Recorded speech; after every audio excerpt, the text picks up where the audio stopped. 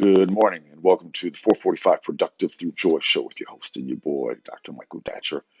The show airs each weekday morning, hella early AF at 4:45 a.m. here on YouTube's Michael Datcher channel, then 4:45 p.m. on Facebook Live. Today, guys, we're talking about courageous decisions.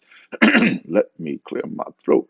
Um, how making courageous decisions really is one of the most important keys to advancing one's abundance and, of course, uh, following through on those courageous decisions is, of course, a critical part of this discussion, which we'll also get to. So thanks for being here. If you are new, you can go to productivethroughjoy.com to see about us. We speak to groups, schools, and organizations about being productive through joy. We have a really powerful series of workshops and programs, very dynamic. Have me come out speak to your group, school, or organization. We do most of this now online due to the COVID-19 impact on the world. But nevertheless, reach out. Again, I should also say a few words about myself for those of you who are new. I am Dr. Michael Datcher, your host and your boy, the author of the New York Times bestseller Raising Fences, author of the acclaimed historical novel Americus, author of the recently Pulitzer Prize nominated animating Black and Brown Liberation, a theory of American literature, which we'll find out about the Pulitzer Prize this month. It's April. April is announcement day, announcement month for the Pulitzer, so we're excited to get that good news. I'm also the board president of the World Stage, great nonprofit here in Los Angeles in the Crenshaw district. We have a series of just incredible programs 7 days a week. You can go to theworldstage.org and see about that. 7 days a week of arts education and performance, really a special place. Um, my educational background is UC Berkeley as an undergrad, my master's from UCLA, and my PhD in English Lit from the University of California at Riverside. Guys, I'm an expert at being productive. I don't say that to brag or boast. I say it because people are oftentimes surprised at my level of productivity, given how crazy my own personal narrative is. I am the product of a young girl um, who was sexually assaulted at age 16, gave birth to me at age 17, and subsequently gave me up for adoption to an amazing single divorcee. Uh, but at the time, no biological father, no adopted father. Listen, difficult times for the young MD at his cool. Modi famously said, "How you like me now?" Right? Um, So that story really inspires this show because we know it's not where you're from, it's where you're about to go. So let's go. So we're talking today, guys, about courageous decisions. And point one is that, man, you have to make a decision. For many of us, when decisions get big, including me, I still have a difficult time with this at times.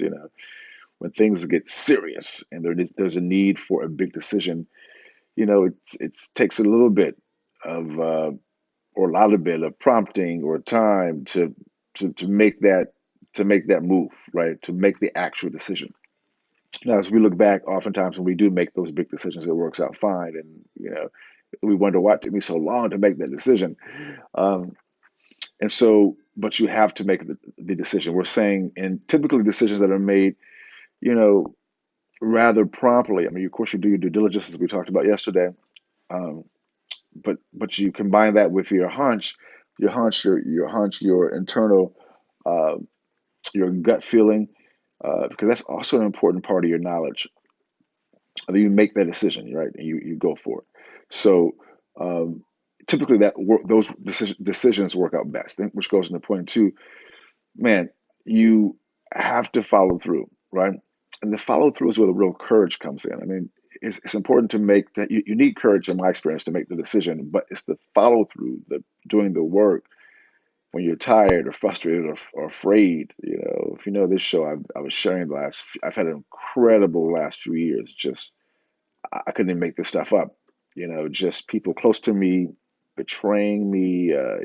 Just things you can't even imagine, right? But for many of us who are Black professionals who are, doing it, we at times we attract an irrational resistance from people because people are not accustomed to or feel threatened by or super envious of Black excellence. And so I know that the Black professionals who are watching this show have their own stories to tell. And of course, we've always dealt with that as Black professionals for sure. I'm sure all professionals deal with a certain level of that, but definitely Black professionals, whoo, we go through it. It's just pretty crazy. At times from our own community, at times from the uh, the the dominant cultural institution that we're a part of,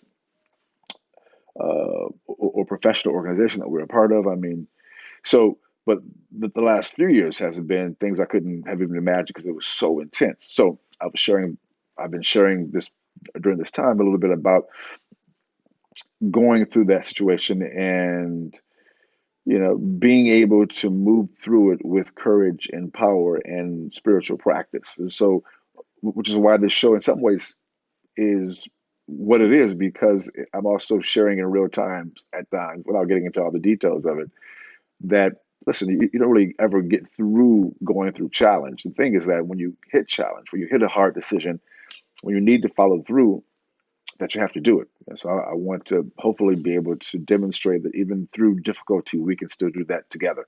It isn't like I'm some special cat who doesn't face problems, or because at times people hear my show, they see me, they know this is the productive through joy, so they think, oh gosh, you must have a little easy street. If this is easy street, they need to get the roads fixed. All right, call the city. We got some potholes on easy street. So, uh, but I don't want to get too far afield.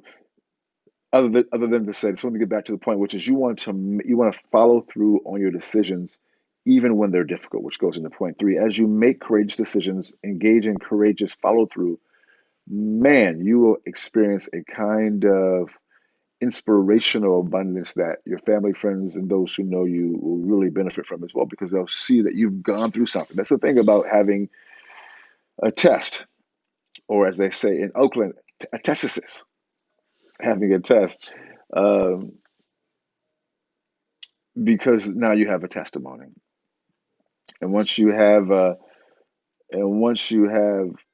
uh, a testimony, you can inspire other people, and that's part of this work. You want to be of service. And at times, in my experience, you really can't tell certain people certain things. My circle has very powerful people in it, no doubt. And they aren't so good at listening, but they're pretty good at following someone else's example. So if you show them how it's done, you can encourage them. But a lot of times, they don't want to hear your talk; they want to just see you do it, which is also good for me too, because it allows me just to be focused on the doing and not so much on the talking. All right, so. But that is point three, that you will enhance your abundance, man, and help those around you as a person of service. So thanks for being here, guys. Uh, be strong. Use this time that we're all going through together to elevate your game. All right. Thanks for being here. We'll see you this afternoon at 4:45 p.m. Until then, let's talk about it and be about it. Deuces.